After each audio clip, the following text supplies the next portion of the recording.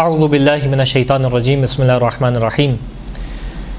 الف لام میم ذالک الکتاب لا ریب فیہ ھدی للمتقین صدق اللہ العلی العظیم۔ خداوند متعال کا شکر ہے، اس خالق کا احسان ہے کہ اس نے ہمیں قرآن جیسی کتاب سے نوازا، اس نے ہمیں قرآن جیسی کتاب عطا فرمائی، وہ قرآن کے جس کے اندر کسی قسم کا شک و شبہ نہیں ہے، اور وہ قرآن کے جو خداوند متعال نے خاص طور پہ ہدایت کے لیے نازل کی ہے، اور یہ ہدایت ہے اہل تقویٰ کے لیے۔ اور خود یہ اس کا کہنا ھدی للمتقین، اہل تقویٰ کی ہدایت ہونا، یہ اس بات کی جانب اشارہ بھی کرتا ہے کہ اس سے یہ قرآن کا متن، یہ قرآن کی عربی پڑھ تو سب سکتے ہیں، اس کو جان تو سب سکتے ہیں، ہاں لیکن وہ کہ جو اس سے ہدایت پائیں گے وہ اہل تقویٰ ہیں۔ اسی ذیل میں قرآن کی ہدایت کو سمجھنے کے لیے ہمیں دکھائی دیتا ہے کہ قرآن کریم نے کئی مختلف اسلوب ہیں جو ہدایت کے لیے اختیار کیے ہیں، اور کئی مختلف طریقہ کار ہیں جن کا استعمال کیا تاکہ انسان ہدایت پا سکے اور نفس انسانی کو بیدار کیا جا سکے۔ یہاں تک کہ کبھی ہمیں قرآن کے اسلوبوں میں، قرآن کے طریقہ کار میں کبھی ہمیں ایک محبت اور شفیقانہ اسلوب دکھائی دیتا ہے کہ جہاں خداوند متعال اقرب الیک من حبل الورید، جہاں کہ اس جانب اشارہ کیا جاتا ہے کہ خالق وہ ہے کہ جو انسان کی شہرگ حیات سے بھی اس کے قریب ہے، تو کبھی ایک شفیقانہ، ایک محبت والا رویہ اختیار کیا جاتا ہے انسان کی ہدایت کے لیے۔ کبھی قرآن کریم میں ہمیں یہ دکھائی دیتا ہے کہ یہ قرآن ہے جو قیامت کے واقعات سے ڈرا رہا ہوتا ہے، اور اس خوف کے ذریعے سے چاہتا ہے کہ انسان ہدایت پائے۔ تو کبھی ایک جگہ، ایک مقام پہ رجا کی اور محبت کی کیفیت ہوتی ہے، تو کبھی ایک مقام پہ ڈرایا جا رہا ہوتا ہے۔ کبھی ہمیں دکھائی دیتا ہے کہ قرآن کے لہجے میں زجر ہوتا ہے، ایک ڈانٹ ہوتی ہے قرآن کے لہجے میں۔ خالق ایک سخت لہجے کو اختیار کرتا ہے تاکہ پڑھنے والا اس سخت لہجے کی وجہ سے ہدایت کو حاصل کر سکے۔ انہی اسالیب میں، انہی اسلوبوں میں جو قرآن کے اسلوب ہیں، ایک اہم ترین اسلوب جو ہدایت کے لیے خالق کا ہمیں دکھائی دیتا ہے وہ ہے قرآن کا قصے کو بیان کرنا، اور قرآن کا گزشتہ انبیاء کے اور گزشتہ قوموں کے واقعات کو بیان کرنا۔ اس ہسٹری کے پارٹ کو قرآن جو ہے وہ اپنی قارئین کے سامنے پیش کرتا ہے کہ جس کے ذریعے سے یہ پڑھنے والے ہدایت کو حاصل کر پاتے ہیں۔ اور یہ قرآن کا وہ حصہ ہے کہ جو تقریباً قرآن پہ محیط ہے۔ قرآن میں جا بجا ہمیں مختلف اقوام کے واقعات دکھائی دیتے ہیں، مختلف اقوام کی تاریخیں دکھائی دیتی ہیں، ان پہ آنے والے عذاب الہی کی تفاصیل دکھائی دیتی ہیں، اور یہ وہ حصہ ہے کہ جس کو قرآن بڑے لطف کے ساتھ پیش کرتا ہے کہ پڑھنے والا لطف اندوز بھی ہو سکے اور اس کے ذریعے سے ہدایت بھی حاصل کر سکے، کہ جس کی جانب خود امیر المؤمنین علیہ السلام اشارہ کرتے دکھائی دیتے ہیں نہج البلاغہ میں کلمات قصار 313 میں، وفی القرآن نبأ ما قبلکم وخبر ما بعدکم، کہ یہ وہ قرآن وہ ہے کہ جس کے اندر تم سے پہلے گزرنے والوں کی اخبار ہیں،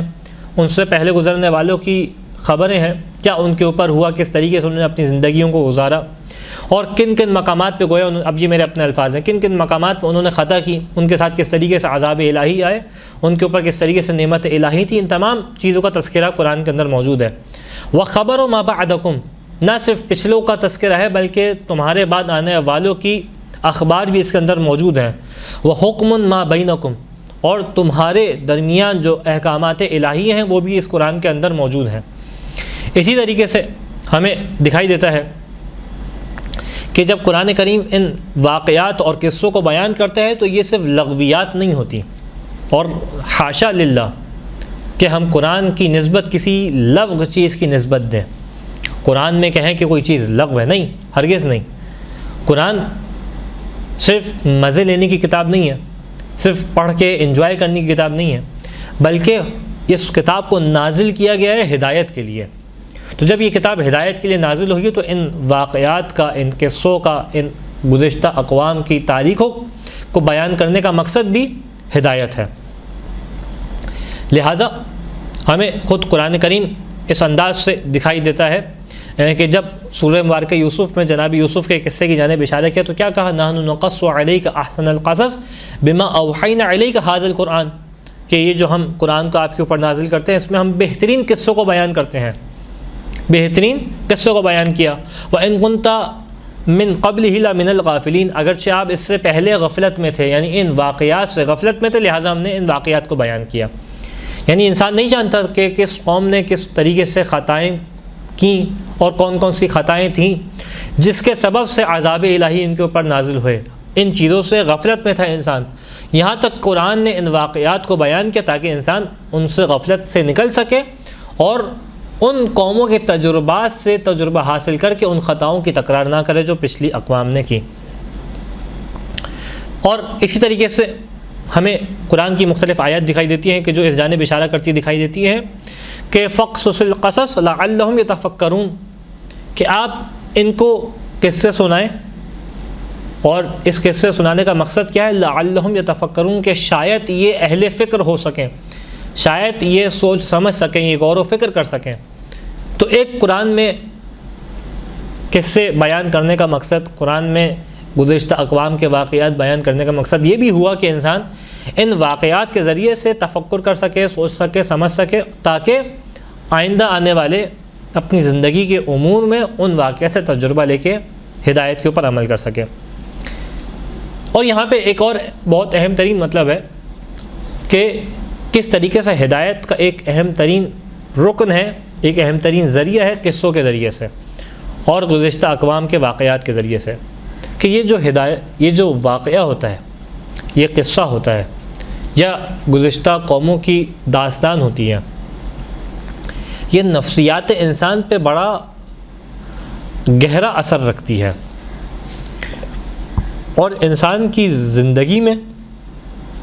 اس تک مشکل ترین مطالب پہنچانے میں بہت سہل انگیزی کے ذریعے سے، واقعے کے ذریعے سے معاملات پہنچ جاتے ہیں۔ وَإِلَّا اگر کوئی مشکل مطلب پہنچانا ہو اور اس کے لیے انسان مشکل فلسفی اصطلاحات کا استعمال کرے، مشکل نظریات کو ترتیب کے ذریعے سے بیان کرے، تو ایک مشکل ہوتی ہے سامنے والے تک بات پہنچانے میں۔ لیکن اگر اسی کی جگہ اس واقعے کو، اس نظریے کو ایک قصے کی صورت میں ڈھال دیا جائے، یا ایک قوم کے ساتھ جس کے ساتھ ایک واقعہ گزرا ہو اس کو بیان کیا جائے، تو پڑھنے والے کے لیے، سننے والے کے لیے سمجھنے میں آسانی ہو جاتی ہے۔ اسی جانب بڑی لطیف انداز سے مولا کائنات علی بن ابی طالب علیہ السلام نے جب اپنے بیٹے امام حسن علیہ السلام کو خط لکھا، کہ جو نہج البلاغہ کی خطوط کی فہرست میں دیکھا جائے تو 31 نمبر بعض ایک فہرست والوں کے بقول اور بعض ایک فہرست والوں کے بقول 33 نمبر خط ہے، کہ جس میں امام علیہ السلام نے خاص طور پہ جوانوں کو نصیحت کی ہے۔ تو اس خط میں امام نے اس بات کی جانب بھی اشارہ کیا، ایک طویل خط ہے امام کا، شاید نہج البلاغہ کے طویل ترین خطوط میں سے ایک خط یہ ہے، جس میں خاص طور پہ امام نے جوانوں کو سمجھایا کہ جوان کس طریقے سے عمل کریں۔ اسی خط میں ایک فقرہ امام نے بڑا لطیف انداز سے اس جانب اشارہ کیا کہ اے بنیہ انی وان لم اکن عمرت عمر من کان قبلی، کہ اے بیٹا اگرچہ میں نے مجھ سے پہلے والوں کی عمر نہیں گزاری، وہ عمر جو پہلے والوں نے گزاری ہے میں ان کے ساتھ نہیں تھا، فقط نظرت فی اعمالہم وفکرت فی اخبارہم، ہاں لیکن ایک دروازہ کھلا ہوا ہے، ایک دروازہ بند ہے۔ وہ کون سا دروازہ ہے؟ کہ صحیح ہم نے وہ زمانہ نہیں گزارا جو ہم سے 1000 سال پہلے لوگوں نے گزارا تھا، 2000 سال پہلے لوگوں نے گزارا تھا، اس زمانے کو ہم نہیں گزار سکے، ان کے حالات اس زندگی میں رہ کے ہم نہیں دے سکتے، لیکن فقط نظرت فی اعمالہم، میں نے ان کے اعمال میں نگاہ کی ہے، وہ اخبار کے جو ان کے اعمال کی پہنچی ہیں اس کے ذریعے سے ان کے اعمال پہ نگاہ کی، وفکرت فی اخبارہم، ان کی خبروں کے اوپر میں نے فکر کی، سوچا سمجھا ان کی اخبار کے اوپر، وَسِرْتُ فی آثارہم، یہاں تک کہ نتیجہ کیا ہوا کہ میں ان کے آثار میں چلا گیا، یعنی میں ان کے آثار کا گویا حصہ بن گیا، حَتَّى عُدْتُ كَأَحَدِهِمْ، یہاں تک کہ گویا اس طریقے سے ہو گیا جیسے میں ان کا ایک حصہ ہوں، میں ان میں سے ہوں۔ اس طریقے سے یہ گزشتگان کی اخبار انسان کو فائدہ پہنچاتی ہیں۔ پھر بیان کرتے ہیں بلکہ انی لم انتہا الیہ من امورہم فقط عمرت مع اولہم الی آخرہم، یہاں تک کہ گویا میں نے اس طریقے سے ان کے امور کو دیکھا، اس طریقے سے ان کے امور کو دیکھنے نے مجھے فائدہ پہنچایا کیا کہ گویا میں نے ان کے پہلے سے لے کے آخر تک میں سب کے ساتھ زندگی گزاری ہو، یعنی ان سب کا تجربہ گویا مجھے مل گیا ان کی اخبار پہ نگاہ کرنے سے، ان کے واقعات کو دیکھنے سے، ان کی تاریخ کو دیکھنے سے یہ تمام فوائد جو ہیں وہ مجھے حاصل ہو گئے۔ تو یہ واقعے کا اور قصے کا ایک اہم ترین مقصد ہوتا ہے۔ اسی طریقے سے جیسا بیان کیا کہ مشکل ترین مطالب، مشکل ترین عقلی استدلالات انسان کی ذات میں راسخ ہو جاتے ہیں، کس کے ذریعے سے؟ واقعے کے ذریعے سے۔ یہ پیغام کو سمجھنے میں انتہائی آسانی کا سبب بنتا ہے۔ اسی طریقے سے واقعہ انسان کو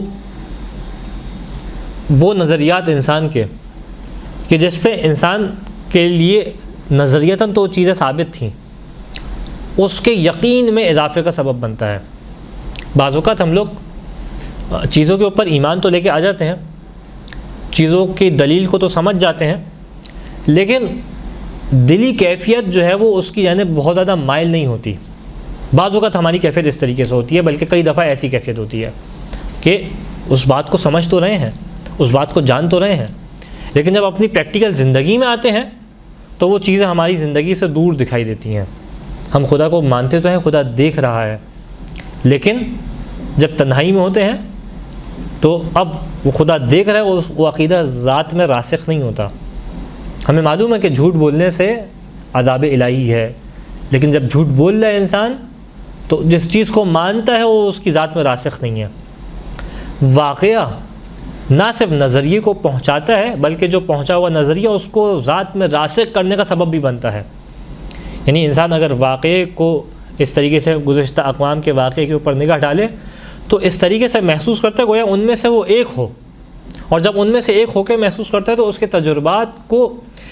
صرف سن نہیں رہا ہوتا، بلکہ تجربات کو گویا محسوس کر رہا ہوتا۔ تصورات میں اتنا ڈوب جاتا ہے انسان واقعات کے، کیونکہ واقعے کا مقصد یہ ہوتا ہے کہ ذہن میں اس ماحول کے تصور کو ایجاد کیا جائے۔ جب یہ ذہن میں تصور ایجاد ہوتا ہے تو خود بخود انسان اس تصورات سے ایسے محسوس کرتا ہے جیسے چیزیں اس کے سامنے ہو رہی ہیں۔ اور یہی اسلوب ہے قرآن کے واقعات کا، کہ جب قرآن واقعے کو بیان کرتا ہے تو اس انداز سے بیان کرتا ہے کہ پڑھنے والا، سننے والا اس ماحول میں اس کا ذہن اتر جاتا ہے، ڈوب جاتا ہے اس ماحول میں۔ اور جب یہ ذہن اس ماحول میں ڈوبتا ہے تو خود بخود اس ماحول سے اور ان لوگوں کے تجربات سے تجربے کو حاصل کر رہا ہوتا ہے، اور وہ نظریات جو قرآن پہنچانا چاہتا ہے انسان کی ذات میں راسخ سے راسخ تر ہوتے چلے جاتے ہیں۔ یہاں پہ بس ایک دو نقطہ اور اہم ترین وہ یہ کہ کیا وجہ ہے کہ خاص طور پہ ہم قرآن سے واقعات کو دیکھتے ہیں اور باقی سیرت سے واقعات کو، باقی تاریخ سے واقعات کو اس نے آپ کے سامنے پیش نہیں کر رہے بلکہ قرآن سے پیش کر رہے ہیں۔ ویسے تو اس میں کوئی دو رائے نہیں ہے کہ انسان تاریخ کو پڑھے، تاریخ کا مطالعہ کرے، تاریخ سے سیکھے۔ یہ تاریخ انسان کو سکھاتی ہے۔ کیا سکھاتی ہے؟ یہ تاریخ انسان کو یہ سکھاتی ہے